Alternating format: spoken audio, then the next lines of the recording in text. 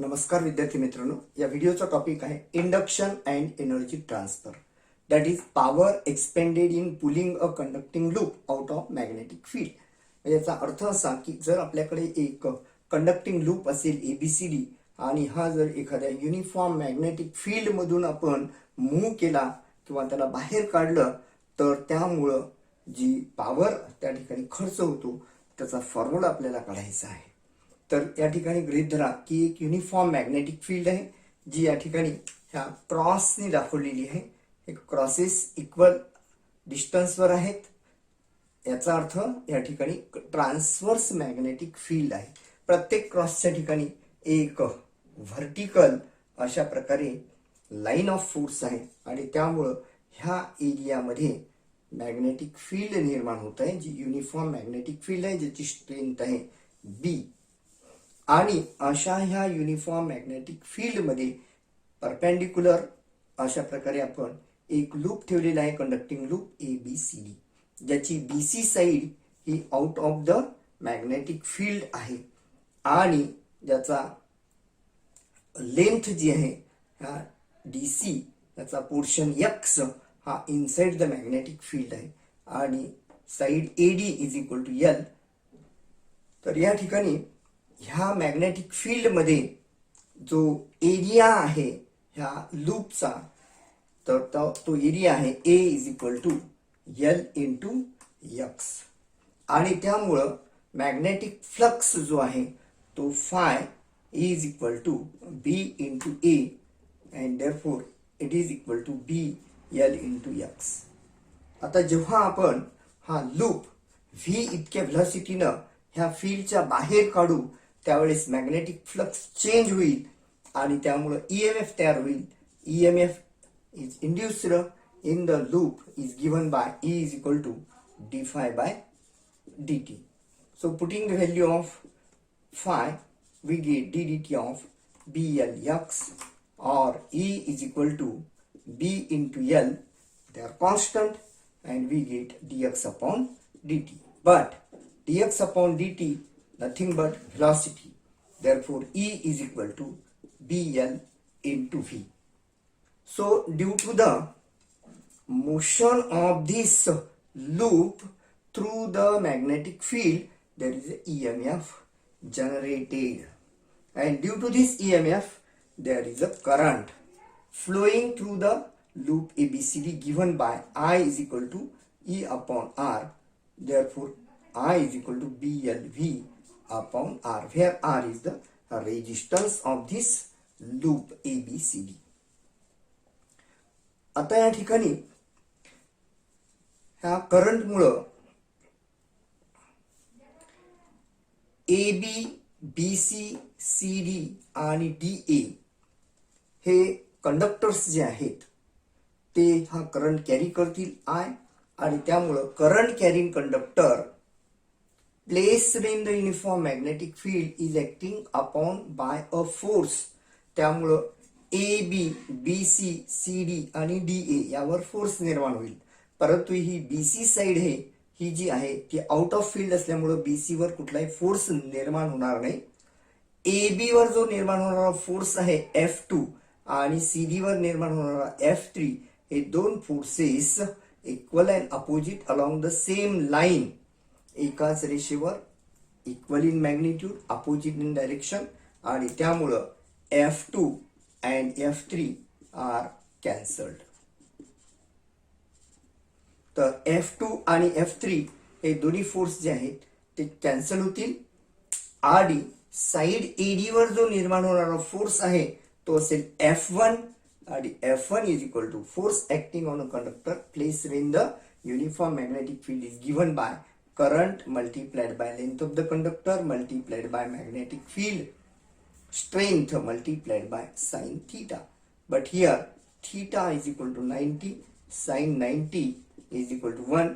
Therefore F1 is equal to ILB. तर एवढा force या ठिकाणी निर्माण झालेला आहे एडी साइडवर आणि हा फोर्स जो आहे तो ह्या लूपला मॅग्नेटिक फील्ड मध्ये ओढत आहे. परंतु आपल्याला हा लूप जो आहे तो मॅग्नेटिक फील्डच्या बाहेर काढायचा आहे आणि त्यामुळं हा जो जनरेट झालेला फोर्स आहे त्याच्या एक्झॅक्टली अपोजिट फोर्स आपल्याला बाहेरून लावावा लागेल. एक्सटर्नल एजंट मार्फत हा फोर्स निर्माण करावा लागेल आणि हा जो फोर्स आहे तो या लूपमध्ये डेव्हलप झालेल्या फोर्सच्या इक्वल अपोजिट असेल, म्हणजेच F is equal to minus F1 आणि म्हणून त्याचा मॅग्निट्यूड असेल F is equal to F1 is equal to ILB. तर एवढ्या फोर्समुळं आपण हा लूप जर ह्या मॅग्नेटिक फील्ड मधून बाहेर काढला तर तेवढा फोर्स निर्माण करण्यासाठी आपल्याला बाहेरून पॉवर हा एक्सपेंड करावा लागेल, पॉवर एक्सपेंड करावा लागेल, पॉवर निर्माण करावा लागेल. आणि जो पॉवरचा फॉर्म्युला आहे P is equal to F into V, force multiplied by velocity. So putting the value of F is ILB into V.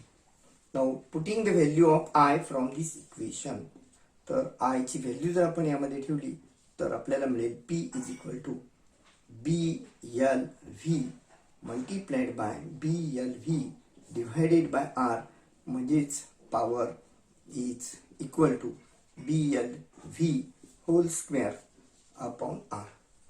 तर हा जो पॉवर निर्माण झालेला आहे हा पॉवर एक्सटर्नल एजंटने निर्माण केलेला आहे, म्हणून आपण याला मेकॅनिकल पॉवर असं म्हणू.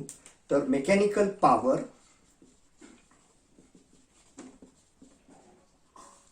expended by external source is P is equal to BLV whole square upon R. आता या ठिकाणी ह्या मोशनमुळं ह्या लूपमध्ये करंट निर्माण होतो आणि आपल्याला माहिती की एखाद्या कंडक्टरमध्ये करंट निर्माण होत असेल तर त्यामध्ये इलेक्ट्रिक पॉवर जनरेट होतो. तर हा जो इलेक्ट्रिक पॉवर आहे तो electric power it is given by P is equal to I square multiplied by R. Joule's law मध्ये आपण हे शिकलेलो आहोत. Electric power generated is I square into R. So putting the value of I is BLV upon R. So we get BLV square R divided by R square, or this electric power is BLV whole square. One R gets cancelled here upon R. तर या ठिकाणी आपल्याला मिळालेला आहे power electric power BLV whole square upon R आणि mechanical power BLV whole square upon R.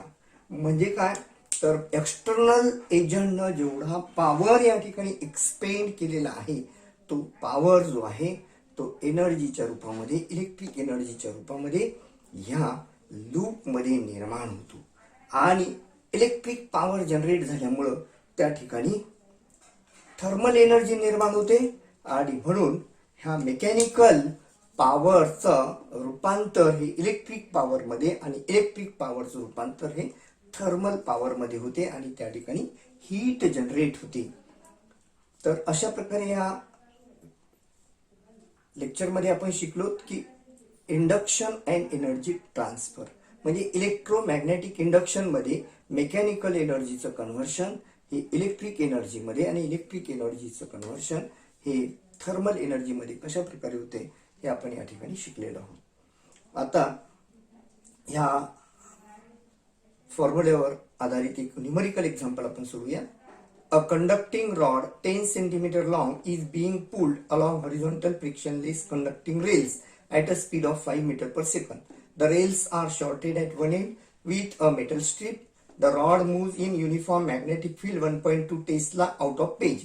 If resistance of rod is 0.5 ohm, what is the power of external agent pulling the rod?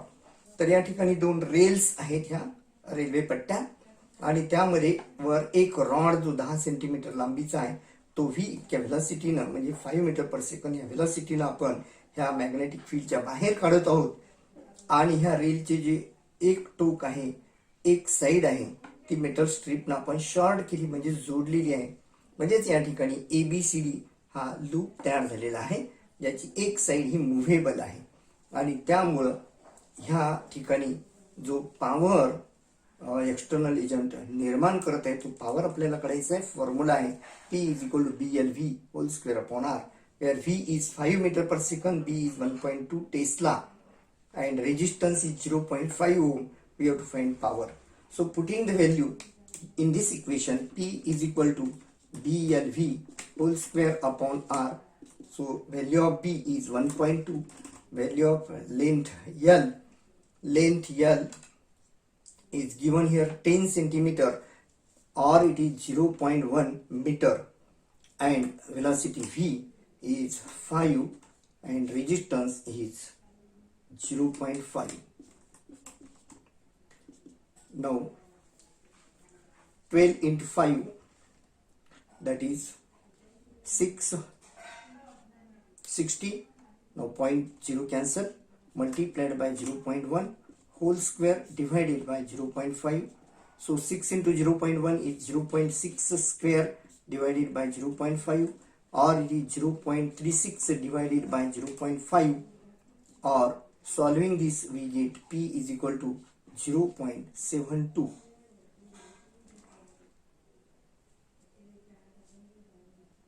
watt.